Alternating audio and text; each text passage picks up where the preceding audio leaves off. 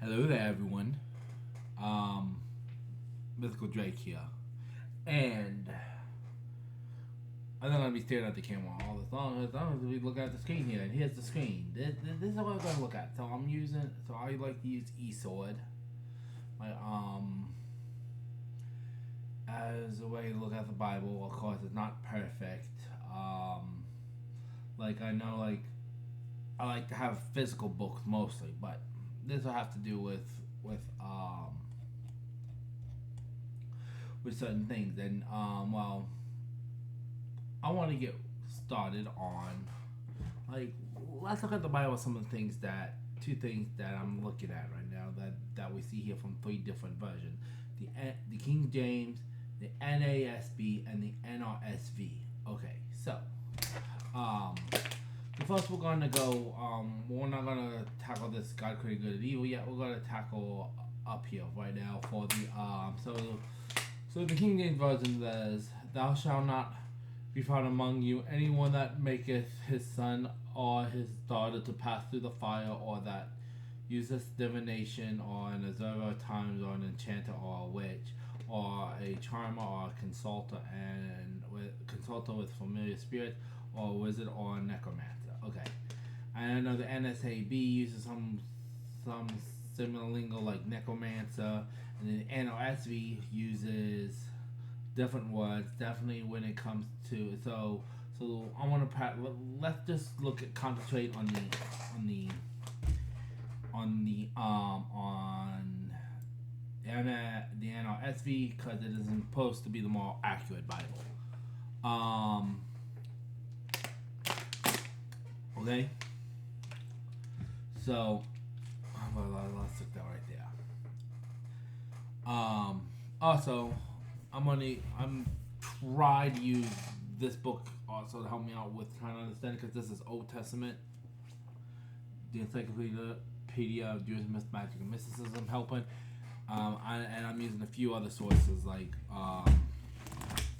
to do some okay, but this is the second edition, and one of the sources I'm using the first edition from an old slide from a video, but we'll get into that when we get to that point. Okay, so son or daughter pass through fire makes sense. Or who practice divination. Now it doesn't make sense. Okay, we'll go with this one. Why this doesn't make sense? Why not define? No one shall be found who practice divination. Found among you practice divination. Okay. Now, let's concentrate on this one. So actually, we'll have to go to with the NASB on something too, but we'll go with this one right now. NRSV, who practices divination.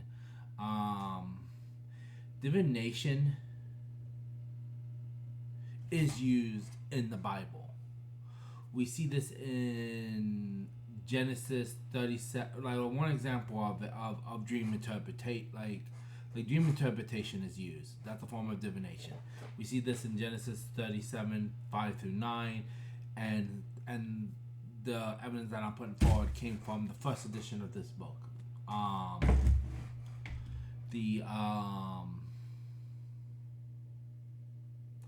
of the Encyclopedia of Jewish Myth, Magic, and Mysticism.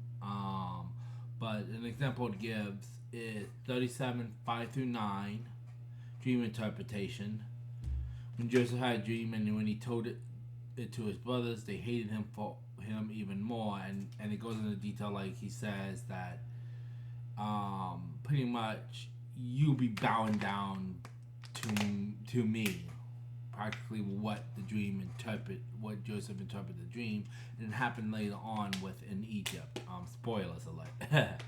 um, and then we get so this gives an example of Urim in the Encyclopedia of Jewish Myth, Magic, and Mysticism. Myth, Magic, and Mysticism.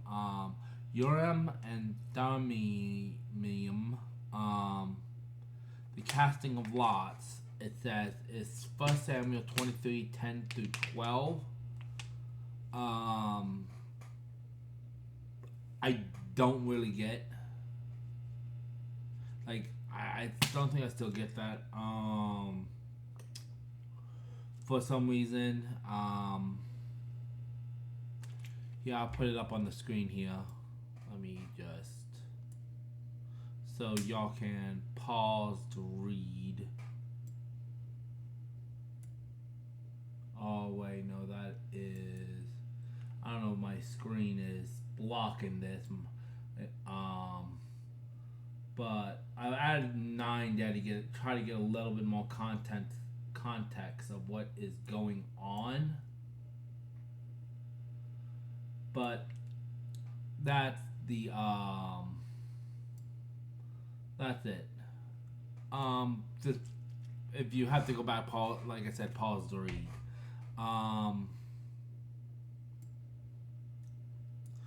But casting on lots of forms of divination, and thummim. I think it's I can never pronounce that word. That is the divination right there. The music is used in 2 Kings 3:15. But now bring me a musician, and it came about when the musician played that the hand of the Lord came upon him.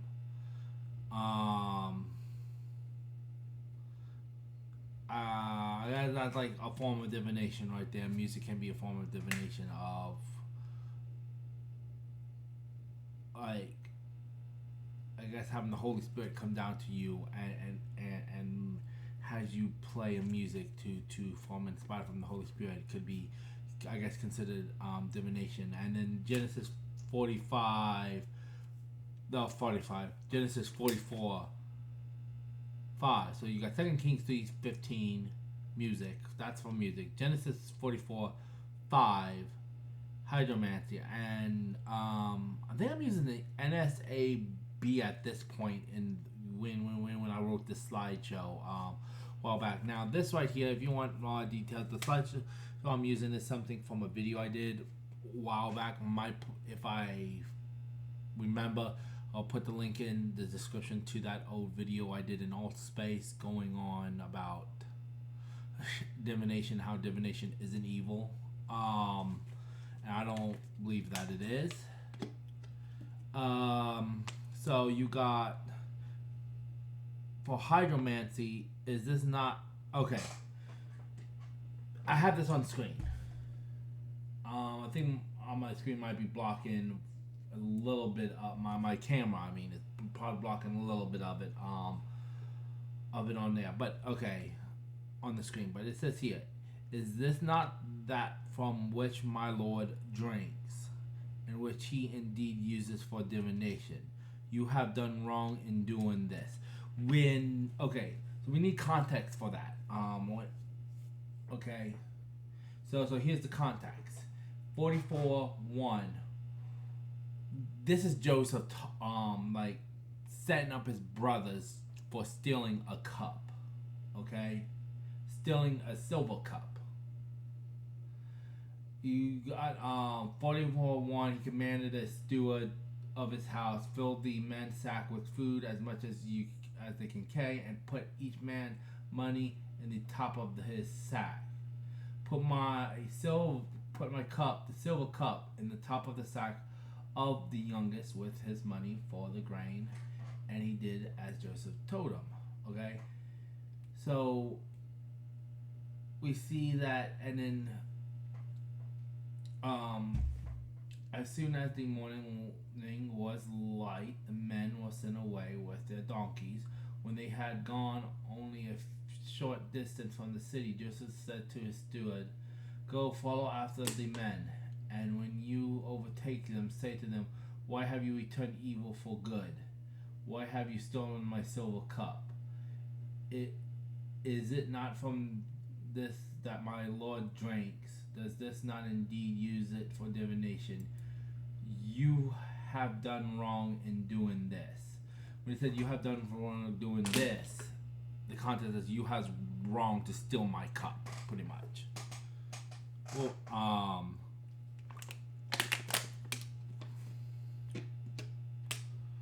and it wasn't talking about the divination part, but if someone just read 44:5. That's like, wait, wrong in doing this. What? Wrong doing the divination? No, wrong in stealing the cup. Oh, that's how I see it. Someone confused because I just read. I'm like, wait, something doesn't make sense because I'm reading this as wrong in doing divination, but no, it is wrong for stealing the cup. That's what that last sentence means. Now we get word of omens. Now let's go back to it says one who interprets omens, and then it says in NanoSV on augur. Okay, so actually omens is used for divination and everything, and we see this. It says 1 Samuel 14 9 through 10, and it looks like I put 8 there to I think I got confused with this before, but let's see if I get this now. So I put there 8 there, I think, for a little more context. And Jonathan said, "Behold, we are going to cross over to the men and reveal ourselves to them. If they say to us, 'Wait until we come to you,' then we will still stand in our place and not go up to them. But if they say, 'Come to us,' they will go, for the Lord has handed them over to us, and this shall be the sign to us." I guess that means that for that is an omen right there, that the sign that the Lord has handed them over to us, and this shall be the sign to us, is the omen. I think that's what it's saying. So omens, yeah. So like divination isn't evil as people think. This is just a misinterpretation. And this is coming from again from a Jewish person. Now I know all Jewish people, like rabbis and them, there's some disagreements amongst themselves what certain things mean and all that. I had this book over. I'm about to look up and see. Wait, did I get the right one? Actually, let me check and see if it's the right one here real fast. Should also check that before starting. And word omens 9 through 10, 9 through 10, 14, 9 through 10. Yeah, okay. So yeah, that's for Samuel. So yeah. Now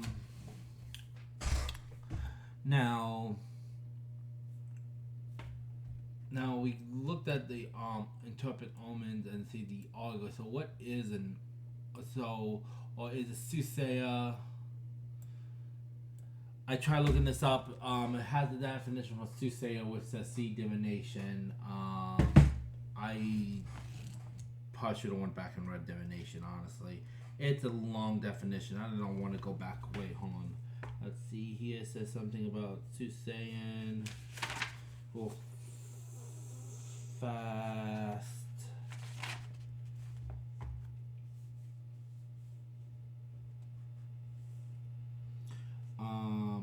Apparently, sorcery and witchcraft are almost the same in this book too, which we'll get into that in just a bit. Doesn't have soothsayer in bold in here, but what observer of times. So I guess that's a soothsayer. I don't know. There's a little difference there, and it says soothsayer here. So now let's go to interpret omens. We already talked about word omens being a thing, being good, and then an augur. So what's an augur? Hopefully I'm pronouncing that right. An augur. This right here is like off to the side on the. See, I'll show you. See right here, like I'll be reading this part. Pause the read, I guess, but I'll be reading it now. An augur was a priest and official in the classical Roman world. His main role was to practice augury, the interpretation of the will of the gods by studying events he observed within a predetermined sacred space. The templum corresponded to the heavenly space above. The definition here says a noun in ancient Rome, a religious official who observed natural signs, especially the behavior of birds, interpreting these as an indication of divine approval or disapproval of a proposed action. That's coming from the Oxford language definition. Um, Here's another definition that says a foreteller, especially from omens, to give promise of passages. The bad news argues disaster for a foreteller. So I guess someone who does interpret omens, but we already put in like, hey, you know, there are omens to good to interpret. Like omens are good, I guess. This is an omen of something good about to happen. Um, or a sorcerer. Now let's go to that one. Witch, sorcerer.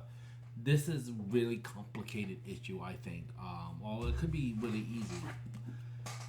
I do know there's someone who is on YouTube, and they also have a TikTok that has written a book to say, hey, Christian witch can be a thing. Here's what scholars say about sorcery and or really witchcraft and witches. This book is the definitions are very long in this book about the description of a witch and sorcerer is long, and to me a little confusing. But I'm just like, you know what? I'm going to. Oh man, I should have put that light on. Huh? I was so ready. Sorry, I just realized I don't have everything really completely set up. Is that what was I saying? That really, I don't think even the NRSV is. I mean, it says sorcerer. There's a difference between a sorcerer and witch. Okay? There is.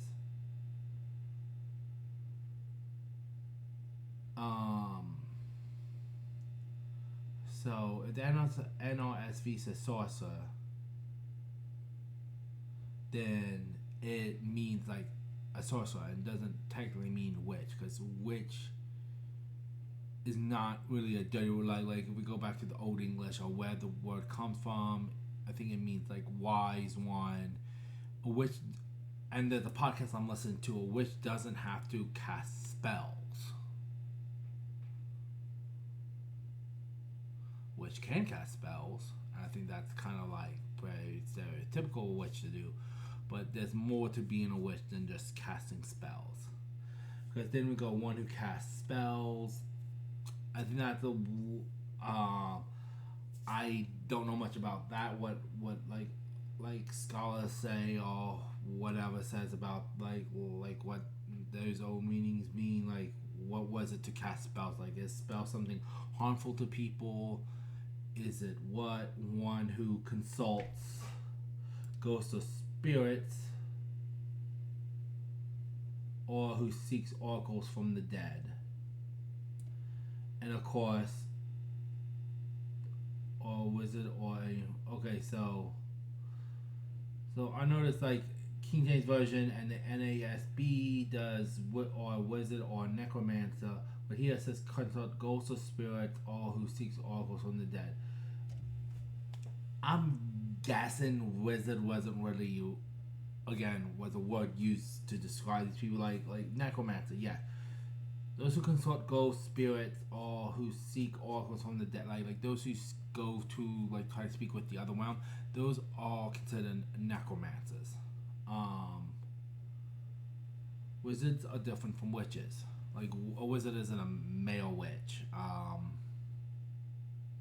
No, witches are male and female.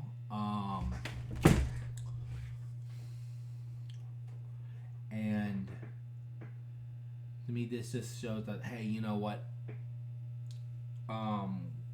Like something to like I like the NRSV more accurate and everything, and this doesn't say anything about being you can't be a wizard, but it says you can't. But it also says you can't be a witch. Either says you can't be a sorcerer. So anyway, I think we're done with that part. Yes, I'm done with that. It's been 20 minutes already. Just talking about that part. Now let's go with God created good and evil. We see in the King James version, which God did create good and evil. Or not good and evil, but like we see that, I mean, the word good and evil, like I make peace and create evil. I, the Lord, do all these things. And it says, see, I have set before thee this day life and good and death and evil. So God created life. He created good. Well, I shouldn't even say he. Adonai created life. Adonai created good. Adonai created death, and Adonai created evil. This is what the Lord has created. And we see almost the same thing, but of course, I mean, I'm using good and evil in the term of the King James use, but we see that in the NSAB it says the one forming light and creating darkness, causing well-being and casting disaster. I am the Lord who does all these things. See, I have, and in Deuteronomy, see, I have placed before you today life and happiness, and death and adversary. Kind of like that a little bit better instead of evil, because what is good and evil? Really, what is good and evil? So really, God, so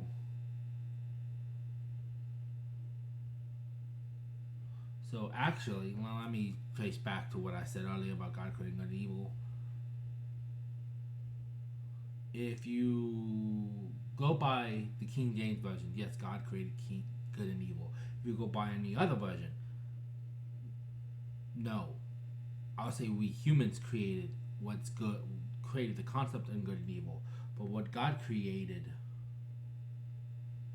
was life and death, happiness and adversary. Now let's see what it says in Deuteronomy and in NRSV. See, I have set before you life and prosperity, death and adversary. There we go, adversary. Life and prosperity.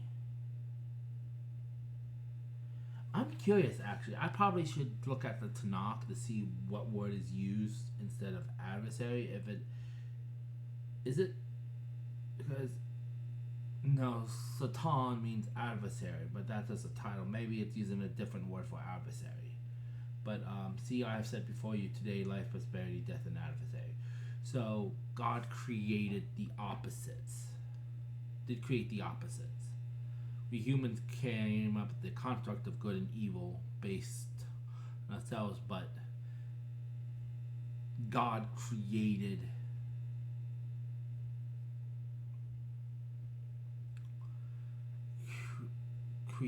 a balance.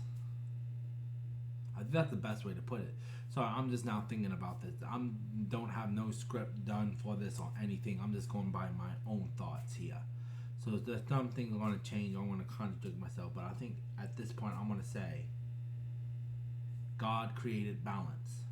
Good and evil is a human construct.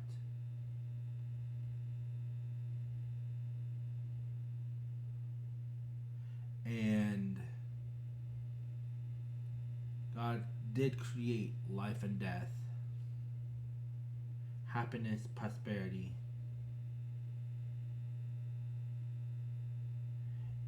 So God created happiness, God created balance, God would create the sadness, the despair, the disease, all this stuff. God created all of this because there has to be a balance in this world. So of course my thought is that I don't like. I think like over 90%, maybe 99.999% of the time, a lot of things isn't because of demons. It's our own actions that creates what we do. That so-called sin you acted on upon wasn't from a demon, but was from your own actions, from your own inner self.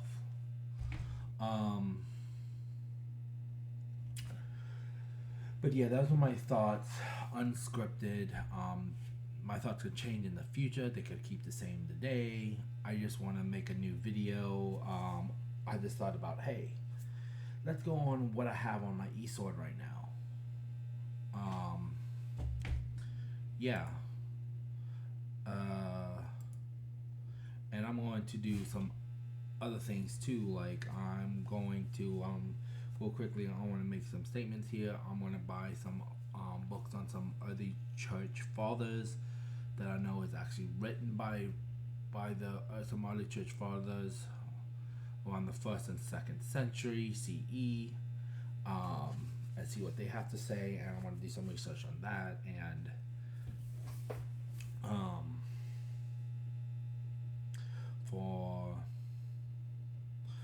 for the spiritual religious side of this channel, and then for the other side, the nerdy side, I have no idea what I'm doing.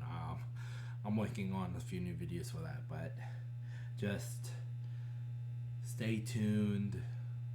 If y'all got any questions, feel free to ask down below. I'm gonna make a video of people asking me questions. I can make a video of asking me questions, and then I'll answer those questions.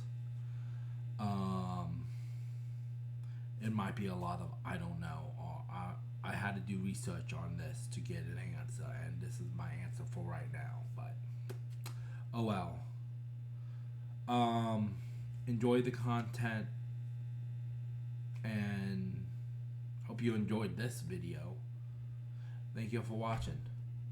Bye.